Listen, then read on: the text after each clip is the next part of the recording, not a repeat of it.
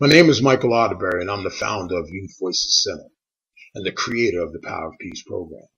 Since its inception, we've been able to reach out to over 7,000 teens. Recently, we have lost funding that we received for the last 7 years. This funding directly enables me to reach out to hundreds of individual teens. Please help me to continue this mission. Young people that go through our program call it a life-changing experience. If we're unable to recover these funds, we'll have to close our doors. So please watch the following video and see why Youth Voices Center is worth giving to. I thank you in advance.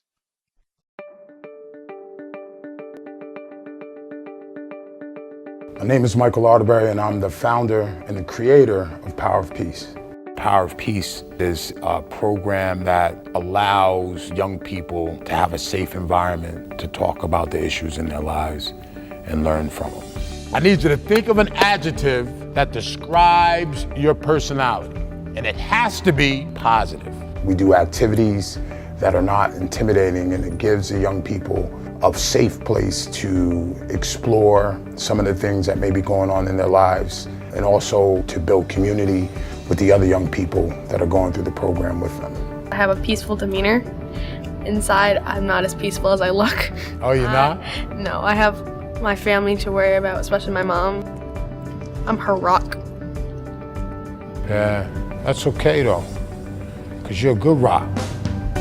We like to work with 25 to 30 students at a time. I ask the principals for a cross-section of students that are representative of the student population.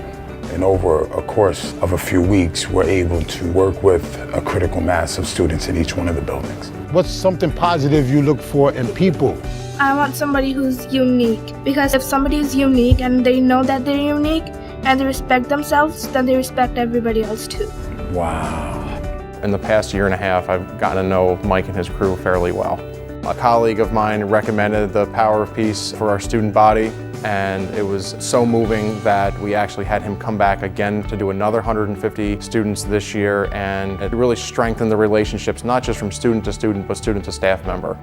I require a minimum of 2 teachers in each one of my workshops so that they get the opportunity to see their students from a different perspective. They get to see them outside of the classroom and see them in a more comfortable environment. We also want to have the culture created within the workshop to be continued in the building.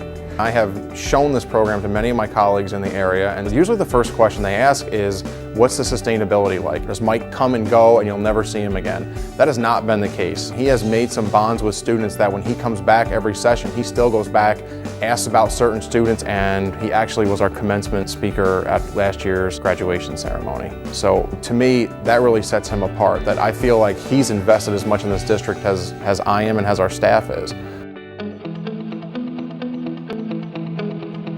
My favorite activity is called Who Am I? We give the young people 10 sheets of paper, and they have to write down 10 qualities that express who they are. And they have to get rid of the 10 slips of paper. Crumble up the slip of paper. As you drop this piece of paper, honor this quality as it passes from your life. Once they get rid of all 10 slips of paper, they then pick up the ones that they want back, and they keep the ones that they do not want on the floor. It gives the young person an opportunity to get a really close look at who they are, what they represent, and how they want to be represented once they leave the program. Who is willing to share how it felt to go through this process? It really helps me think, and it makes me feel like I might be getting to know my own self better. As I was dropping paper to the ground, I felt like I was becoming more like everybody else and losing myself. Yeah, like a loss. I think that teenagers lose themselves in the process of trying to find themselves. What we want to do is we want to allow the young people to become the driver of their car rather than the passenger. You never stop developing the person that you are, but you have to have what they call a core. Your core has to be your stability and your base. So some of those qualities that you drop and you feel like you're losing something is more than likely something that's attached to your core. And that's the person that you have to know. Your generation is setting you guys up to not feel. You have all these social medias where you speak to people from the other side of a screen.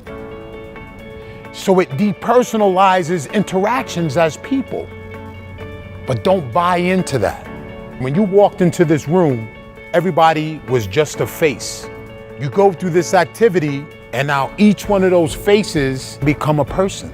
For me, in one sentence, what this program does is this enables our students to understand that they are more alike than they are different, and it allows our staff to see that as well. It's given them kind of a sense of place in the school, and it's given them some ownership of their education, and because of that, they're invested more, and because of that, they are staying in school and they are graduating. Peace ambassadors. That's what I like to call the young people that go through Power of Peace. But beyond trying to make the person sitting next to you better, I want you to make you better. And see, once you get better, then everything else starts to kind of fall into place, because people feed off of energy.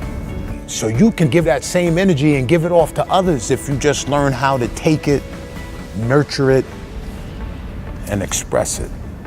The world that I create in the workshop is the world that I live in. And I explain to them that you are the catalyst of how it carries over. If you make it your duty and your mission to do it, you can do it.